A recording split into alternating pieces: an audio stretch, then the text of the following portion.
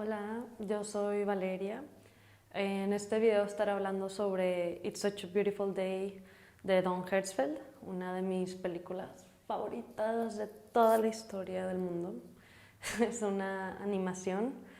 Va a contener spoilers ya que voy a estar, pues obviamente, analizándola. Pero espero aún así se animen a ver el video. Si no han visto la película, yo creo que aún así con spoilers no les va a arruinar la película, pero como quiera sí son muy clavados con eso de que no quiero saber de qué se trata ni nada. Entonces paren y vayan a verla y luego regresen. Esta es una película que me influyó demasiado, tanto personalmente como profesionalmente, porque pues yo soy animadora. Entonces, pues obviamente me inspiró, me abrió las puertas a este mundo de la animación experimental muy chido, que nunca había visto yo antes. Entonces, pues de ese lado me inspiró profesionalmente y personalmente, pues como yo soy una persona que todo el tiempo está muy existencial, a veces pesimista, esta película me ayudó a no sobrepasar eso, pero sí influyó en ello, en hacerme una persona más feliz. Entonces, espero les guste. Esta película fue estrenada en el 2012 como una compilación de 3 cortometrajes que estaban ligados el uno con el otro, entonces al final nomás los juntó y estrenó la película. Por lo tanto, la película se divide en 3 partes perfectamente integradas. ¿De qué trata? Pues la trama gira en torno a la vida de Bill, un hombre en sus 40 que padece de una enfermedad cerebral no especificada. Se ha especulado que es esquizofrenia o cáncer, pero lo que sí es seguro es que sufre de pérdida de memoria y alucinaciones. Como la mayoría del trabajo de Hertzfeldt, It's Such a Beautiful Day no es solamente una revolución cinematográfica, sino también filosófica, y en este video estaremos hablando de ambas cosas. Analicemos primero al narrador. On the way to the bus stop, Bill saw somebody he recognized walking towards him, but he couldn't remember his name. He began to think of things to say when they'd be close enough to acknowledge each other. As they drew nearer, their eyes locked, uncertain if the other was going to stop to talk.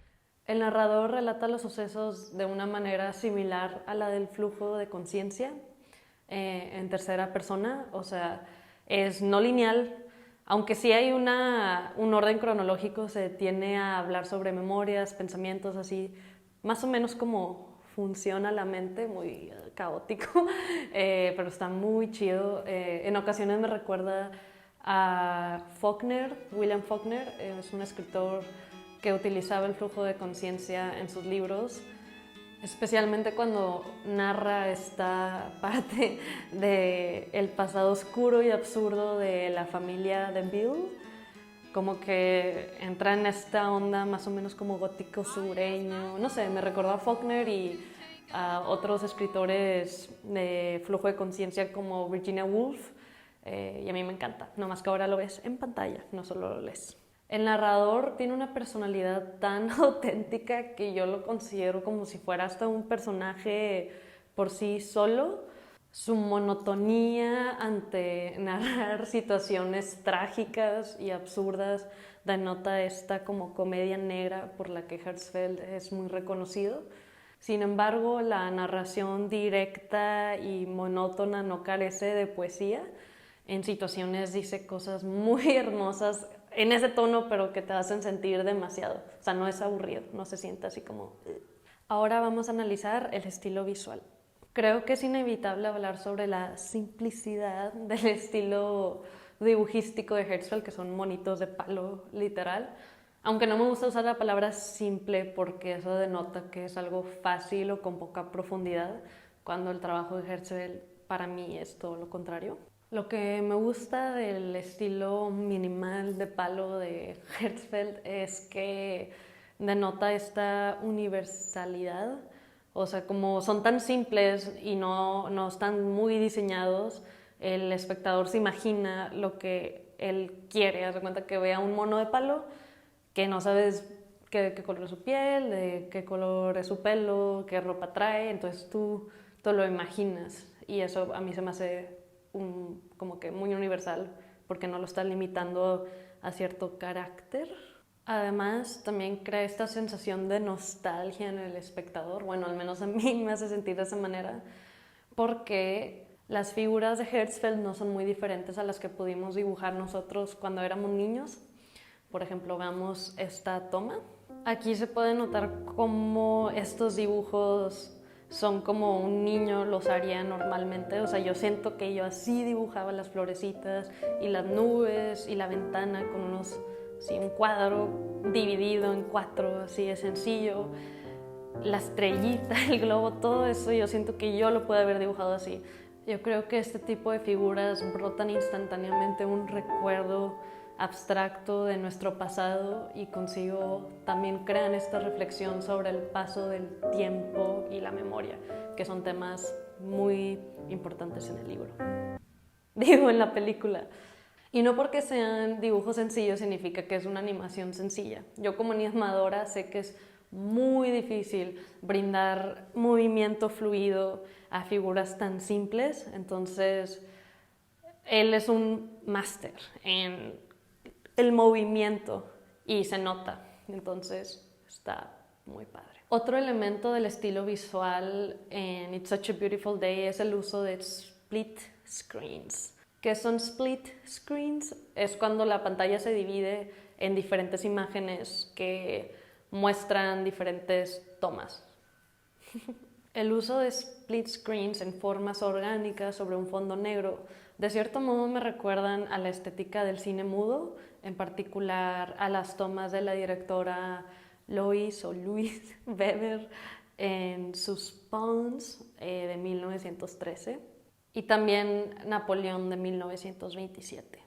Pero también las split screens sirven como una metáfora para la percepción de Bill, porque el mundo se le presenta fragmentado y confuso e incompleto, tanto por su enfermedad, pero más que nada por su falta de apreciación por la vida.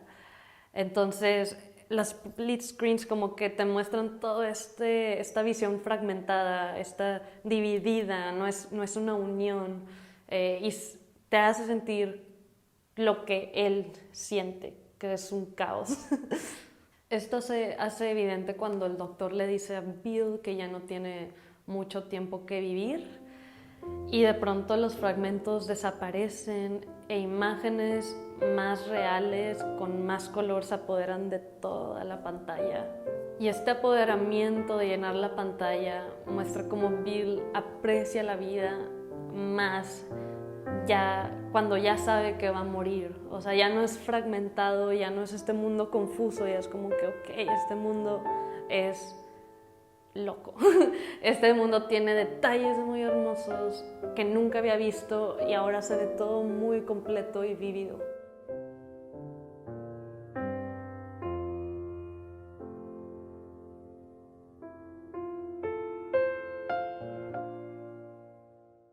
También quisiera destacar la increíble curaduría o selección musical y auditiva de Herzfeld en esta película, que como directores muy aclamados como Kubrick y Lars von Trier utiliza música clásica muy adecuadamente para expresar, pues yo creo que el sentimiento que él quiere que tú sientas. Un ejemplo muy claro de su uso de música es esta escena que dura como 2 minutos en la que Bill nada más está viendo a un hombre en la calle soplar hojas y se escucha la pieza de El ocaso de Richard Strauss de fondo. La yuxtaposición de la simpleza de la acción con la grandeza de la música enaltece la escena como si fuera algo sorprendente, que es exactamente lo que quiere decir Herzfeld. Estar en el presente y ver lo vívido que es vivir. Pues obvio. Las piezas clásicas se encuentran dentro de un diseño de audio que recuerda lo lynchiano, especialmente en Eraserhead. La semejanza auditiva con Lynch no sería una sorpresa, pues Herzfeld ha expresado su admiración por Lynch, diciendo que es una de las pocas personas a las que puede llamarle genias. Entonces, pues yo creo que sí tuvo ahí algo de influencia y lo hizo muy bien. Realistically, this was his life. Over and over again. But then he wondered if this was his life. This was his life. This was his life.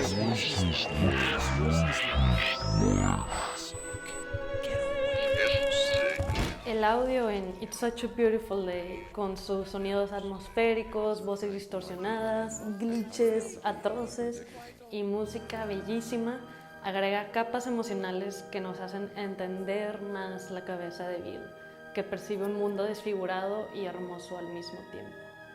Ahora hablemos sobre los temas o mensajes de la película, que obviamente tiene muchísimos y yo me voy a enfocar ahorita en el existencial. En una entrevista con el British Film Institute, Hertzfeld comenta que se inspiró en un cuento acerca de la Segunda Guerra Mundial para hacer It's Such a Beautiful Day. En este cuento, los nazis forzan a los habitantes de un pueblo a caminar sobre un puente para ser disparados ahí, y uno de las víctimas, de pronto, ante esta certeza de la muerte, camina por ese puente y ve todo de una manera diferente. Él ha vivido ahí toda su vida y nunca se había dado cuenta de, por ejemplo, la hermosura del adoquín del puente o las caras tan misteriosas de sus compañeros del pueblo, y todo de repente se vuelve aún más bello y misterioso, o sea, más asombroso, como wow, ¿qué onda? Porque ya sabe que va a morir y es la última vez que lo va a ver, entonces pone atención a cada detalle y por primera vez este personaje despierta y ve el mundo desde una perspectiva desorientada y bella. Tanto como al personaje de esa historia como a Bill les tuvo que suceder una tragedia en donde la muerte se hace segura para darse cuenta de que la vida está llena de cosas asombrosas. Es hasta que Bill se vuelve realmente consciente de su muerte, cuando pasa de ser un concepto abstracto a una certeza, que todo, hasta los objetos más cotidianos, expresan la belleza de la vida.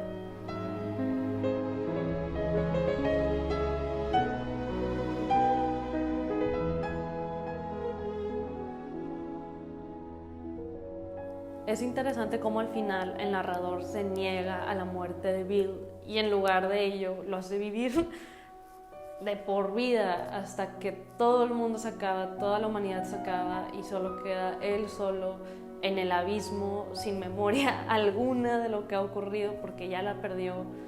Se queda completamente solo, pero viviendo por siempre.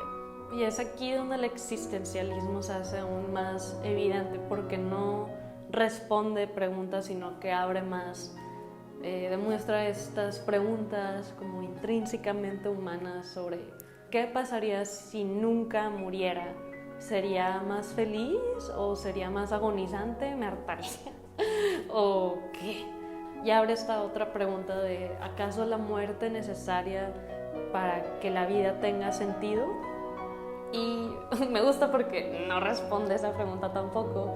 Demuestra esta ambigüedad del pensamiento humano hacia esas preguntas tan inmensas. Lo que sí responde es que a veces la vida está llena de detalles hermosos que la cotidianidad nos impide apreciar.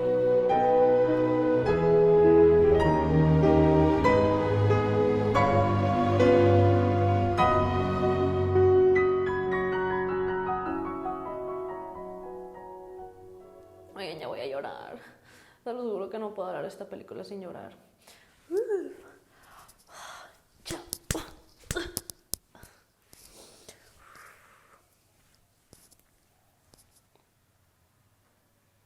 Así como Bergman dice que descubrir Tarkovsky fue un milagro, para mí descubrir a Hertzfeld fue un milagro porque sinceramente nunca había visto algo como ello y es de las cosas más asombrosas que he visto yo en mi vida. En una era tan obsesionada con generar dinero o impresionar con tecnología cinematográfica, se tiende a olvidar el valor de la experimentación, que no necesariamente necesita el CGI más avanzado ni nada, sino solamente demostrar una narrativa diferente, de manera diferente, con pensamientos que nos hacen reflexionar acerca de la condición humana.